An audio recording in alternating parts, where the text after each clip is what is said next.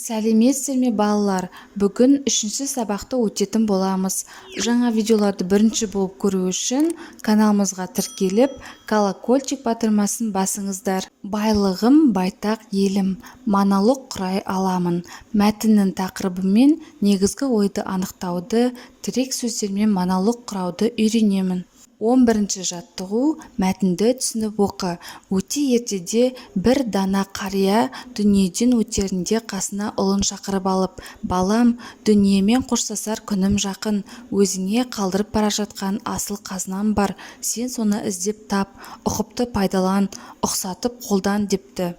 Күндердің күнінде бала әке қалдырған қазынаны іздеймін деп әбден шаршайды, бірақ әкеден қалған қазына таптырмайды. Амалы таусылған бала ел ішіндегі көпті көрген бір қариядан ақыл сұрай барады. Әкеңнің сөзі рас балам, оның саған қалдырған қазына мұрасы тіл. Әкең сөзге шешен кісі еді ғой, бәріміз де сөз асылын сенің әкеңнен үйрендік.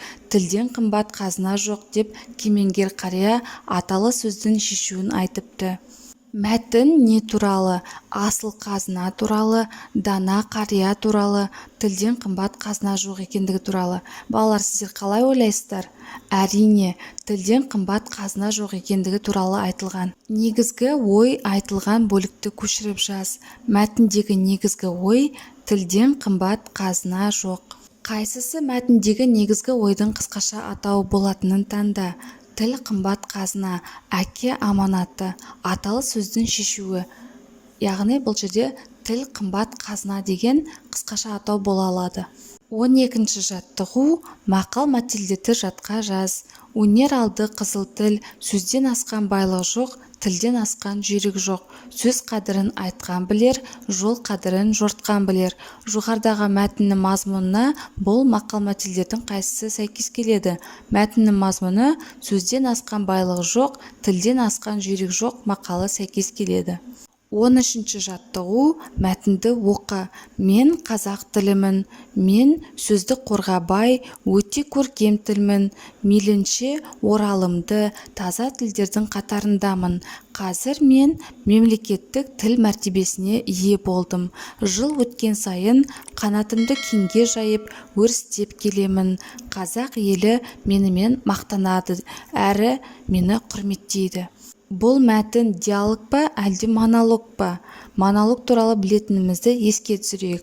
Бұл мәтін монолог, себебі сөйлеуде бір ғана қатысушы болып тұр. Монолог сөйлеушінің өз ойын бір немесе бірнеше адамға арнап айтатын ауызша сөйлеу әрекеті. Монолог жазбаша түрде де кездеседі. Екі жағдайда да монолог бір адамның сөйлеуі немесе бір адамның ойын білдіреді. 14-ші жаттығу: тірек сөздерді пайдаланып, мен тәуелсіз елдің ұланымын тақырыбында монолог құрап жаз. Тірек сөздер: мен, тәуелсіз ел, ұланы, Қазақстан, 1991 жыл, тәуелсіздік, ата-баба арманы, елбасы, бақытты балалық шақ, әлемге танылу. Мен тәуелсіз елдің ұланымын. Қазақстан үшін 1991 жыл, тәуелсіздік алып, ата-бабамыздың арманына қол жеткізген жыл. Тәуелсіз елімнің бірлігі мен елбасымыздың ұтқыр саясатының арқасында біз бақытты балалық шаққа куә болдық. Тәуелсіз елімізді әлем таңып, бақытты да бірлігі жарасқан ел болдық. Осымен біздің сабағымыз аяқталды. Каналымыз пайдалы болған болса, лайк басып тіркеліп қойыңыздар. Жаңа видеоларды бірінші болып көресіздер.